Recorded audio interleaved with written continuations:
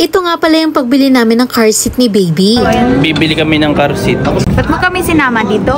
Sa mall nga pala kami bumili ng car seat kasi ayaw namin ma-expectation versus reality. At syempre sa tulong ni salesman makikita mo yung advantage at disadvantages ng product. At sa dinabi-dami nang ipinakita niya sa amin, itong Approva yung nagustuhan namin.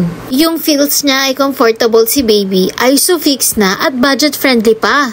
Magagamit mo na siya hanggang 11 years old si baby. Tapos, ma-rotate mo pa 360 degrees. At ito na nga, approved. Kaya binili na namin, binayaran, at pinatry dito sa amin sa sakyan. May mga car seat na pa seatbelt, pero mas maganda kung ISOFIX na yung bibilhin mo. Matagdag daw kasi sa biyahe pag naka-seatbelt lang. At ito na nga, ipapakita ko sa inyo kung paano siya i-install. Nandito sa gilid yung kanyang ISOFIX, so ipupush mo lang siya pa kanan. At isushoot mo naman siya dyan sa buta sa gilid ng magkabilang upuan.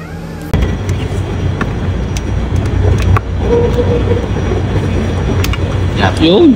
Pag nagkawala yung friend niya, sir. Oh, ganda. Nakalock na agad na. Oo, nakalock na yan. Kumbaga, sir, pag naisalpak na natin yan, tutulak ko na lang tapos. Yan.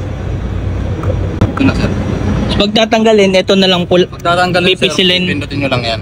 Tapos hihilahin. Tapos hila. Okay.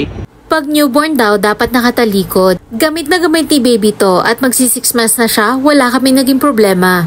At grabe ha, sobrang mura pala nito pag online ka bumili.